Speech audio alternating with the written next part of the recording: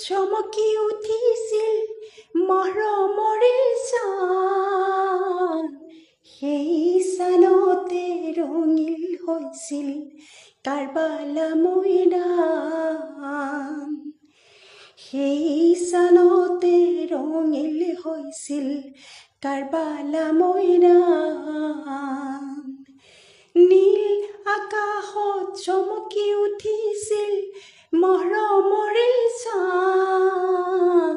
সেই চানতে ৰঙিল হৈছিল কাৰবালা মৈদান সেই চানতে ৰঙিল হৈছিল কাৰবালা মৈদান হাছিন হুছেইন